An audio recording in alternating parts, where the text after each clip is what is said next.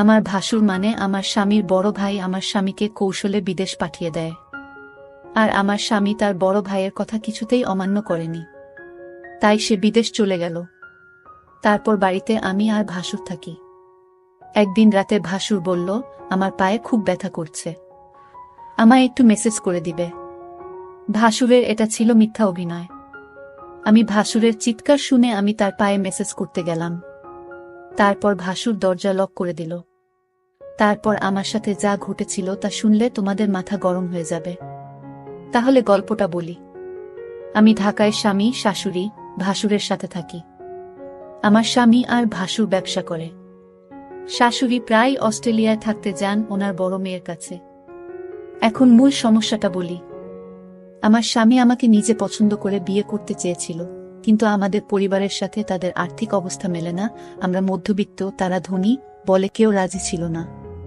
তখন আমার ভাসুর সবাইকে রাজি করান, তবে আমার প্রতি তার অনুরোধ ছিল যেন উনার বাচ্চাকে আমি দেখাশোনা করি। ভাসুরের একজন মালয়েশিয়ান বউ ছিল, সে 1 বছরের বাচ্চাকে রেখে ডিভোর্স করে চলে যায়। বাচ্চাকেটাকে আমি দেখাশোনা করি। বাচ্চাটার বয়স 2 বছর এখন। যাই হোক, মূল ঘটনায় আসি এখন। একদিন দুপুরে বাসায় আমি আর বাচ্চাকে ছিলাম। বাচ্চাকে বিছানায় শুইয়ে আমি বাথরুমে গোসল করতে যাই। বাচ্চাকে যেহেতু রুমে একা, তাই ওকে দেখে রাখার জন্য বাথরুমের দরজা খোলা রাখি। ভাসুর তখন বাইরে আর শাশুড়ি অস্ট্রেলিয়ায়। বরের কাছে বাসার চাবি থাকে। এ সময় দরজায় শব্দ পাই, ভাবি বর এসেছে, কারণ চাবিটা ওর কাছেই ছিল।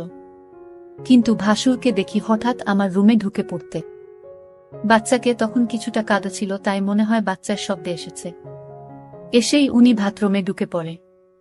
আমি অবাক হয়ে গেলাম। কেউ না বলে হঠাৎ এভাবে বাথরুমে ঢুকে পড়ে। আমি তাকে কিছুই বলতে পারিনি। ভাসুর তখন বলছিল, সরি, আমি জানি না তুমি বাথরুমে ছিলে।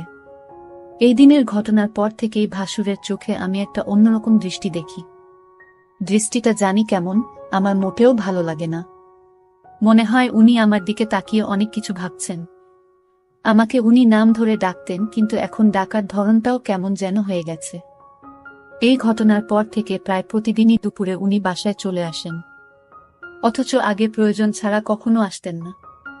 এই সময় আমার বর থাকে প্রতিষ্ঠানের অফিসে। অফিসে কাজ না থাকলেও বরকে কোনো একটা কাজে লাগিয়ে উনি বাসায় থাকেন। শুধু বাসায় থাকলে সমস্যা ছিল না, কিন্তু বাচ্চার কাছে থাকার অজুহাতে উনি আমার ঘরেই পড়ে থাকেন আর অদ্ভুতভাবে তাকান। বাচ্চার জন্য আমিও বেশি দূরে সরতে পারি না। বাচ্চাটা কিছুক্ষণ পর পর আমাকে ডাকে। এ অবস্থা প্রায় 2-2.5 মাস ধরে চলছে। হঠাৎ আমার ভাসুর বলল, আমার স্বামীকে বিদেশ পাঠাবে, ভালো একটা ভিসা আছে, তাই বেতনও অনেক ভালো। আর তাই আমার স্বামীও না করেনি। উনি মনে হয় আমার কাছে কিছু একটা চাচ্ছেন, না হলে আমার স্বামীকে বিদেশ পাঠালো কেন? তবে তার চাওয়াটা যে কি সেটা আমি বুঝতে পারছি না। আবার ভাবি আমার ধারণা ভুল, কারণ উনি খুবই ভালো একজন মানুষ, খুব খেয়াল রাখেন আমাদের। তাই দ্বিধাটা রয়েই গেছে। আমি কি করলে উনার সাথে সম্পর্কটা আবার আগের মতো হবে? তাছাড়া আমি উনার মনে কি আছে সেটা কিভাবে বুঝতে পারবো? আমার বরকে কি ঘটনা জানাব, নাকি অপেক্ষা করব আরো? আমি ভাবলাম না, বরকে এখন কিছু জানানোর দরকার নেই। আমি আরো কনফার্ম হয়ে তারপর জানানো উচিত আমি মনে করি। বাসুর আমার দিকে অন্যরকম দৃষ্টিতে চেয়ে থাকত। আমি মাঝে মাঝে বলেই উঠতাম, আপনি এভাবে কি দেখেন আমার দিকে তাকিয়ে? তখন উনি বলতো, আসলে কি বলবো, আমি খুব কষ্টে আছি। আমার কষ্টটা যদি তোমার কাছে বলি তুমি হয়তো কি মনে করো তা আমি জানি না, তবে তুমি আমার বাচ্চাটাকে নিজের মনে করে লালন পালন করছো, এতে আমি অনেক খুশি। সত্যিকার অর্থে তুমি একজন ভালো ঘরের মেয়ে, কারণ এখনকার যুগের মেয়েরা তার নিজের সন্তানের প্রতি এতটা কেয়ার করে না যতটা তুমি আমার বাচ্চাটাকে করছো। আমি তোমার এই ঋণ কোনোদিন শোধ করতে পারবো না। আমার বাচ্চাটা, মায়ের অভাবটা তুমি পূরণ করছো, এর চেয়ে বেশি কি হতে পারে?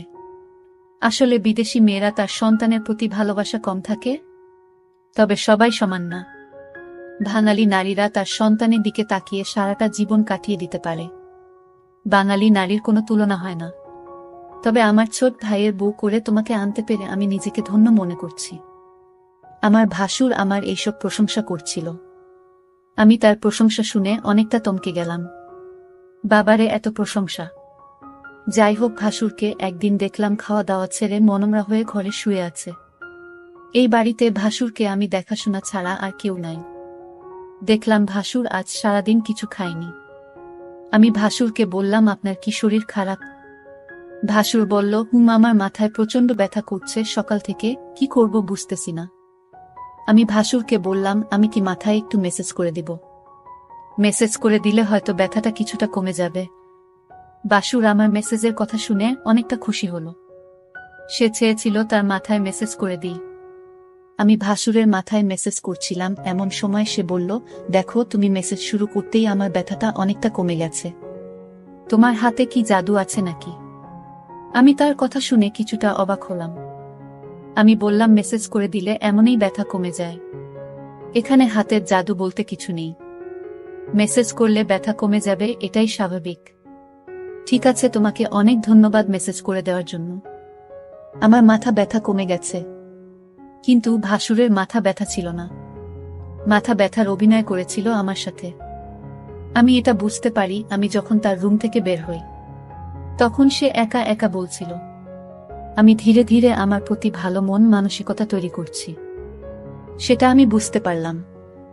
ভাসুর কেন আমার সাথে এমন মিথ্যা নাটক করছিল, তার উদ্দেশ্যটা কি ছিল তা আমার জানা খুব জরুরি ছিল। আমি বাড়িতে আছি, ভাসুরের সন্তান আর আমার ভাসুর। এরপর দিন আবার সেই অভিনয় শুরু করলো। সে আস্তে করে চিৎকার করছে আর বলতে লাগলো, আমার মাথাটা ব্যথা করছে, এখন কি করব? আমি তখন ভাসুরকে বললাম, ডাক্তারের কাছে যান, তাহলে সব ঠিক হয়ে যাবে।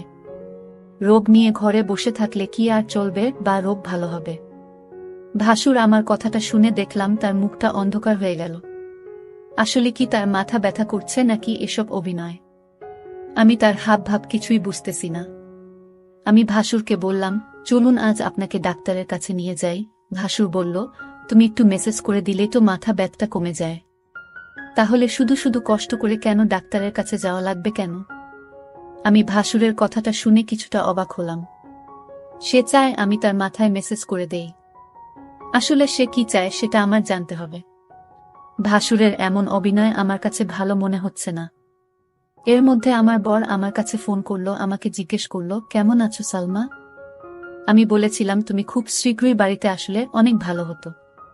এতদিন বিদেশ থাকার দরকার নাই, তুমি যত দ্রুত সম্ভব চলে আসো। আমার স্ত্রীর এমন কথা শুনে আমি কিছুটা থমকে যাই। আমার স্ত্রী তো কোনোদিন এমন কথা বলেনি। আজ সে এমনভাবে বলছে আমি যেন আজই দেশে চলে আসি। আমি সালমাকে জিজ্ঞেস করলাম, তোমার কোনো অসুবিধা হচ্ছে সালমা? সালমা বলল, না, তেমন কোনো সমস্যা হচ্ছে না। বড় ভাইজান তোমার খোঁজ খবর রাখে তো? আমি বললাম, ভালোই খোঁজ খবর রাখে। ঠিক আছে, এখন রাখি, পরে কথা হবে। ভাসুর আড়ালে থেকে আমার সমস্ত কথাগুলো শুনছিল। কথা শেষ হতেই ভাসুর চলে গেল তার রুমে। রাত হলো, ভাসুর আমায় ডাকছে, বলছে, সালমা, আজ আমার পায়ে অনেক ব্যথা করছে, বুঝলাম না আমার কি হয়েছে। দিন দিন রোগ বেড়ে চলেছে। তুমি কিছু মনে না করলে আমার পায়ে একটু মেসেজ করে দাও। সে ব্যথায় চিৎকার করছে আর বলছে আমার পায়ে অনেক ব্যথা করছে। আমি ভাসুরের চিৎকার শুনে তার পায়ে মেসেজ করতে শুরু করলাম। ভাসুর তখন ঘুমিয়ে পড়ল। ভাসুর ঘুমিয়ে রইল আর আমি তার পায়ে মালিশ করে দিচ্ছিলাম। কিন্তু ওইদিকে বাচ্চাটা কাঁদছিল। আমি ভাসুরকে বললাম, আপনি ঘুমিয়ে পড়েছেন, বাচ্চাটা কাঁদছে, আমি চলে যাই। তখন ভাসুর বলল, ঠিক আছে, বাচ্চাটাকে ঘুম পাড়িয়ে আবার এসো। ভাসুর আমার সাথে এমন করছে মনে হচ্ছে আমি এ বাড়ির চাকরানী।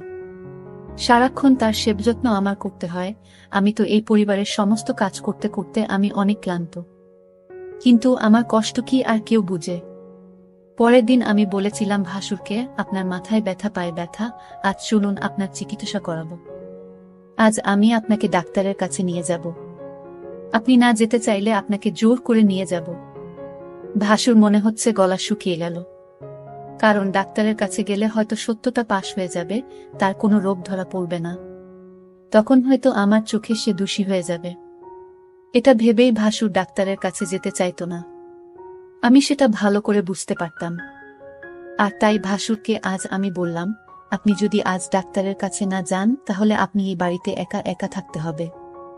আমি চলে যাব এই বাড়ি থেকে, আমার স্বামী ফিরে আসলে আবার এ বাড়িতে ফিরব, তার আগে না। ভাসুর আমার কথা শুনে থমকে গেল। তাহলে সালমা আমার মনের কথা কি বুঝে গেল নাকি? আমি বললাম, ঠিক আছে সালমা, চলো, আজ আমি ডাক্তারের কাছে যাব। তুমি যখন চাইছো, আমি কি আর না করতে পারি? এখানে তো আমার কোনো উপকার হবে না। আপনার রোগ ভালো হবে, আপনার ভালোর জন্যই তো ডাক্তারের কাছে নিয়ে যাওয়া। ভাসুরের মতলব ভালো ছিল না, এটা আমি সিউর হলাম তার কথায়। যাই হোক, ডাক্তারের কাছে গেলাম। ডাক্তার তার সমস্ত শরীর পরীক্ষা করল, পরীক্ষার রিপোর্টের জন্য অপেক্ষা করতে লাগলাম। ভাসুর আজ অবশ্যই আমার কাছে ধরা পড়বে। ভাসুরের মুখখান দেখলাম শুকিয়ে গেছে। প্রায় 4 ঘন্টা পর রিপোর্ট আসলো। ডাক্তার রিপোর্ট দেখে বলল, আপনার কোনো সমস্যা নাই, আপনি তো ভালো আছেন, আপনার সমস্ত রিপোর্ট ভালো। ডাক্তারের কথা শুনে ভাসুর অনেকটা লজ্জিত হল। আমি ভাসুরকে নিয়ে বাড়িতে ফিরলাম। আমি ভাসুরকে জিজ্ঞেস করলাম, আপনার কোনো রোগ নেই, আপনি রোগের ভান করে কেন আমাকে কষ্ট দিলেন? আপনার উদ্দেশ্যটা কি বলবেন? ভাসুর বলল, আরে অনেক সময় রিপোর্টে সমস্যা ধরা পড়ে না, কিন্তু সালামা, বিশ্বাস করো, আমার সত্যি পায়ে এবং মাথা ব্যথা করছিল। পরের দিন রাতে ভাসুর আবার চিৎকার শুরু করলো, বলতে লাগলো, ব্যথায় মরে গেলাম, আমার খুব পায়ে ব্যথা করছে, শুনছো সালমা, তুমি আমার পায়ে একটু মেসেজ করে দাও। আমি তার চিৎকার শুনে কি আর করবে, মেসেজ করতে গেলাম, তার পায়ে মেসেজ করে দিলাম। ভাসুর তখন ঘুমের ভান করে শুয়েছিল। সালমা তার পায়ে মেসেজ করে দিচ্ছিল। ভাসুর বলল, ঠিক আছে, আমার ব্যথা একদম নিরাময় হয়ে গেছে, এখন তুমি যাও, ঘরে গিয়ে ঘুমিয়ে পড়ো। কিন্তু সালমা দেখি আমার কথা কিছুই শুনেছে না। সে আমার পায়ে ধরেই ঘুমিয়ে গেছে। মনে হচ্ছে সে অনেক ক্লান্ত হয়ে গেছে। আমি বিছানা থেকে উঠে বললাম, তুমি এখানে কিভাবে এলে, আর আমার রুমে কেন? এখানে তুমি কি করছো? ভাসুরের এসব কথা শুনে আমার মনে হলো, বাহ, আপনি তো ভালোই বলছেন। ভাসুর বলল, যাও, তোমার রুমে গিয়ে ঘুমাও। ভাসুরের আজকে বিষয়টা আমি কিছুই বুঝতে পারছিলাম না। রাত শেষে সকাল যখন এলো, একজন লোক ডাকতে লাগলো, সালমা ম্যাডাম বাড়িতে আছেন? আমি বললাম, আমি সালমা, বলুন কি বলবেন। লোকটি আমার হাতে একটি কাগজ দিয়ে বলল, এটা আপনার স্বামী বাহির থেকে পাঠিয়েছে। আমি কামটা খুলে যা দেখলাম, তা দেখে আমার মনে হচ্ছিল আকাশের বুঝি আমার মাথায় ভেঙে পড়ল। এটা ছিল ডিভোর্স লেটার। আমার স্বামী আমাকে বিদেশ থেকে ডিভোর্স দিয়ে দিয়েছে। আমার তো কোনো অপরাধ ছিল না, তাহলে কেন সে আমাকে ডিভোর্স দিল? আমি তো কিছুই বুঝতেছি না। আমি অনেকটা ভেঙে পড়তে লাগলাম, আমার মাথায় কোনো কাজ করছিল না। আমি এটা মেনে নিতে পারছি না, কোনো কারণ ছাড়াই আমাকে ডিভোর্স দিল আমার স্বামী, এটা আমি কিভাবে মেনে নিব? কিন্তু হঠাৎ আমার ইমোতে আমার স্বামী একটা ভিডিও সেন্ড করে পাঠালো। ভিডিওটা দেখে আমার মাথা ঘুরে গেল। ভিডিওটা তো আমি যখন ভাসুরের পায়ে ব্যথা ছিল তখন মেসেজ করছিলাম, সেই ভিডিও। আমি ভিডিওটা দেখে চমকে গেলাম। আমি ভাসুরের উপকার করলাম, আর ভাসুর কিনা আমার স্বামীকে ভুল ধারণা দিল। কেন সে এটা করল? আমি ভাসুরের রুমে গিয়ে ভাসুরকে বললাম, আপনি কি মানুষ না অন্য কিছু? আপনি কিসের জন্য আমার সংসারটা ভেঙে দিলেন একটা মিথ্যা নাটক করে? আমার মন তো সহজ সরল ছিল।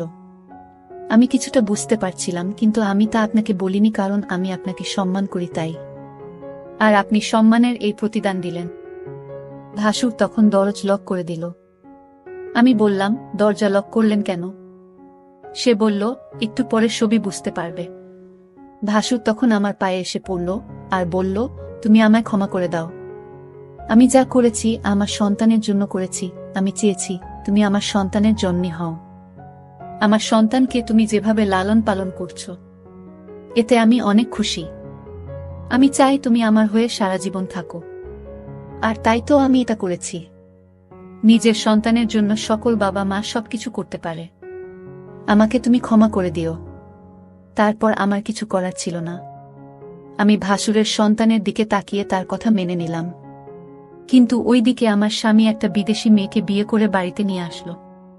বন্ধুরা, আজকের গল্পটি কেমন লাগলো তা অবশ্যই কমেন্ট করে জানাবেন। ধন্যবাদ।